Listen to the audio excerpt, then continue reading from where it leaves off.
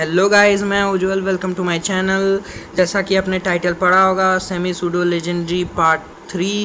Part 1 में हमने उनके बाद सेमी सूडो लेजेंडरीज के बारे में जाना था कि वो किस टाइप के कि कौन से अटैक आते हैं। पार्ट 2 में हमने उन सारे सेमी सूडो लेजेंडरीज को रैंक किया था दो पार्ट में। 3 स्टेज एवोल्यूशन को अलग रैंक किया था और 2 स्टेज एवोल्यूशन को अलग रैंक किया था। इस वीडियो में हम उन सारे सेमी सूडो लेजेंडरीज को एक साथ रैंक करेंगे और पिछली वीडियो की लिंक मैं आपको डिस्क्रिप्शन में दे दूंगा। और अगर आप नए हो तो प्लीज़ सब्सक्राइब कर दें, बेल आइकन दबा दें और ऑल पे क्लिक कर दें ताकि आपको मेरी जो भी वीडियो आए उसकी नोटिफिकेशन सबसे पहले मिले। तो चलिए स्टार्ट करते हैं। नंबर 10 पे मैं रखूँगा जोरुआक को, और क्योंकि जोरुआक को सीरीज़ में ज़्यादा दिखाया नहीं गया है और वो सिर्फ एक टाइप का है, डार्क, इसलिए मैंने उसे 10th पे रखा है। 9th पे मैं रखूँगा वोल्कोरोना को। वोल्कोरोना को भी ज़्यादा सीरीज़ में दिखाया नहीं गया है, लेकिन वो 2 टाइपिंग का है, इसलिए मैंने उसे 9th पे रखा है।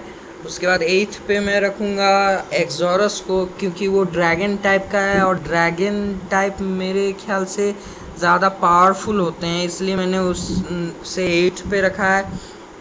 उसके बाद 7th पे मैंने रखा है किंड्रा को, क्योंकि किंड्रा को भी सीरीज़ में ज़्यादा दिखाया नहीं गया है और वो वाटर एंड ड्रैगन टाइप है, इसलिए मैंने उसे 7th पे रखा है। 6th पे मैं रखूँगा स्लेकिंग को, क्योंकि नॉर्मल टाइप है और मैंने जैसा कि पिछली वीडियो में कहा था कि नॉर्मल टाइप के जितने भी पोकेमॉन हैं वो मैंने जहाँ तक सीरीज़ देखी है, नॉर्मल टाइप के सारे पोकेमॉन सारे अटैक्स सीख जाते हैं जल्दी जल्दी, जैसे कि steel type moves, fire type moves, grass type moves, वो सारे सीख जाते हैं, इसलिए मैंने स्लेकिंग को 6th पोजीशन पे रखा है। और 5th पे मैं रखूँगा नोईवर्न को, क्योंकि नोईवर्न एक फ्लाइंग एंड ड्रैगन टाइप है और वो बाकी सारे से स्ट्रॉन्ग है जिनको मैंने अभी तक रैंक किया है। और और वो उसे सीरीज़ में पावरफुल भी दिखाया गया है, इसलिए मैंने उसे 5th पे रखा है। उसके बाद 4th पे मैं रखूँगा फ्लाइगॉन को, क्योंकि सीरीज़ में फ्लाइगॉन को ज़्यादा पावरफुल दिखाया गया है और साथ ही साथ फ्लाइगॉन के पास एक एक्स्ट्रा टाइपिंग का एडवांटेज भी है, जो कि एक फ्लाइंग टाइप है। भले फ्लाइगॉन ग्राउंड एंड ड्रैगन टाइप है, लेकिन वो फ्लाई भी कर सकता है, इसलिए उसके पास एडवांटेज है। उसके बाद 3rd पोजीशन पे मैं रखूँगा एग्रोन को, क्योंकि वो मेगा इवॉल्व हो सकता है और मेगा इवॉल्व होने के बाद उसकी पावर ज़्यादा हो जाती है, इसलिए मैं उसे 3rd पोजीशन पे रखूँगा।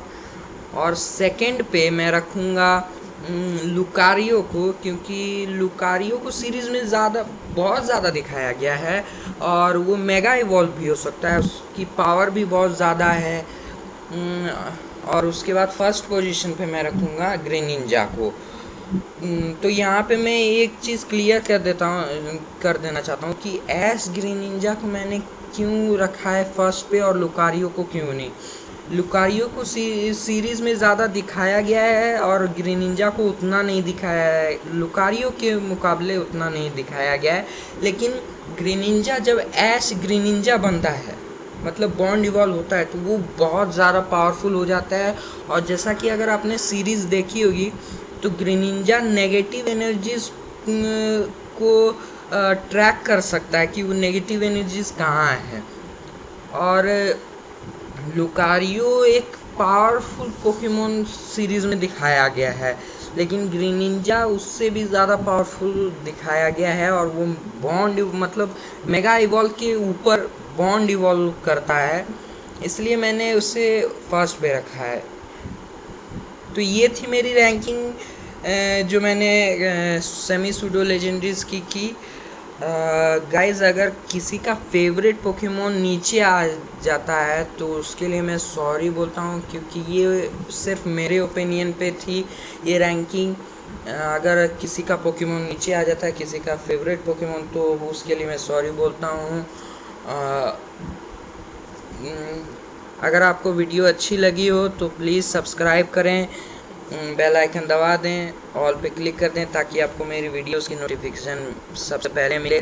Thank you for watching my video. Please like, share and subscribe my channel. Click on bell icon, click on all. Thank you.